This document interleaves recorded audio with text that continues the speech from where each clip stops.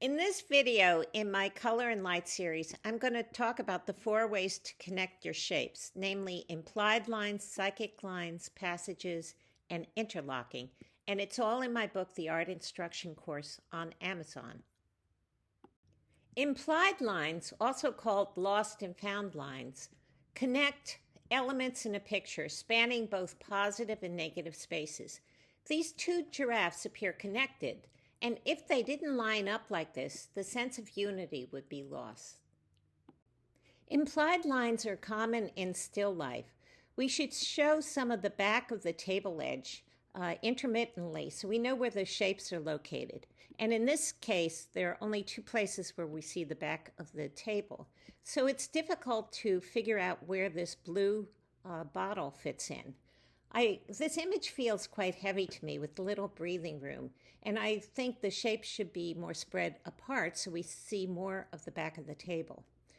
We also see implied lines with cloth, and you should have a sense as to where the cloth in front meets the cloth in back. So this line seems to continue back here, and this line seems to continue over here.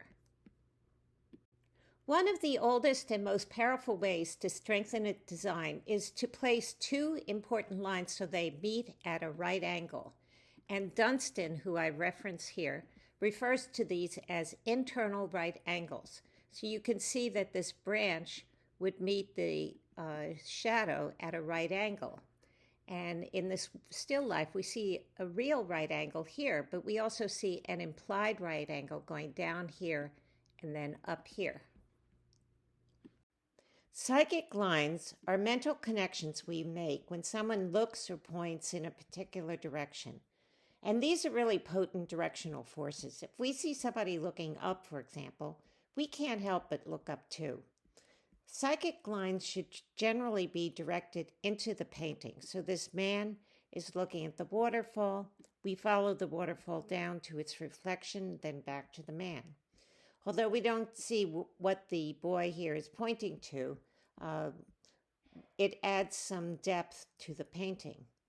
And what's notable in this image that I did here is that the geese are looking away from each other, which I meant as a commentary on marriage. This painting shows a woman looking towards something out of the picture, and the shape seems to be an afterthought. This whole right side feels much heavier than the left side. So in my Photoshop version, I put the buildings on the left side. So now it looks like she's looking at something. And I put the sheep over here so that the buildings and the sheep can now balance the figure. When you look at this painting, you start maybe with this duck who's looking at this one, but then this one's looking back at this one.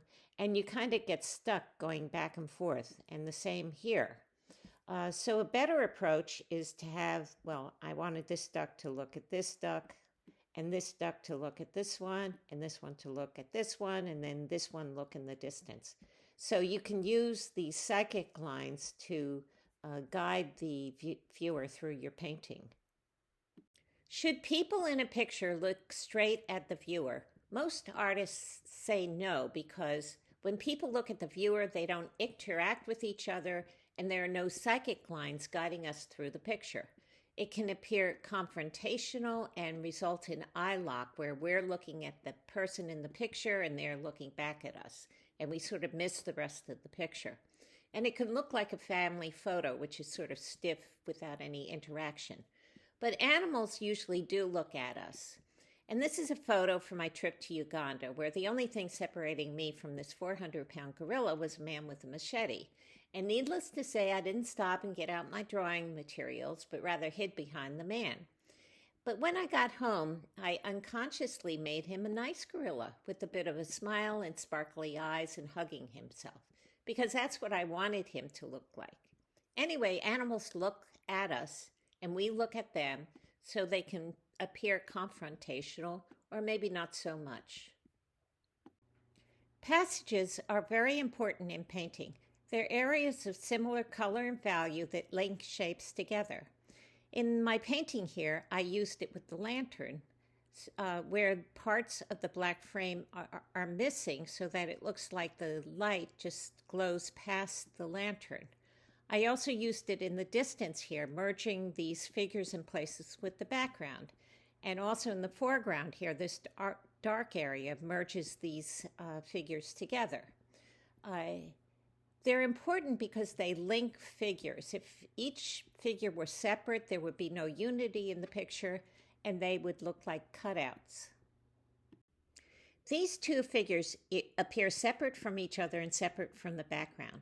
Now, this may have been the artist's intention to flatten the figures, because whenever you outline a figure completely, it flattens it. But how would you change it if you wanted to make it look more 3D, as I did in my Photoshop version here? Well, one way is to vary the width and value of the light area. So I chose this as the light direction, so anything perpendicular to that would be the lightest, here and maybe over here. And some lines are thick, like here, and some are much thinner, like this. I added a gradation of values, like the legs, making them look more 3D. And I added passages between the figures in the background, like here and here, connecting this figure to the background. And here's a passage connecting this figure to the background. And there's also a passage between the two figures. I eliminated this tangent where her arm and the head seem to be in the same plane. And now they aren't touching, but you still have her pointing at the head.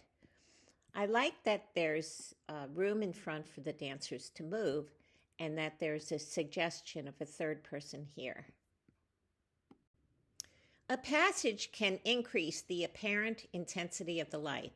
This lighthouse, I think you would agree, looks like it's in stronger sunlight than this lighthouse.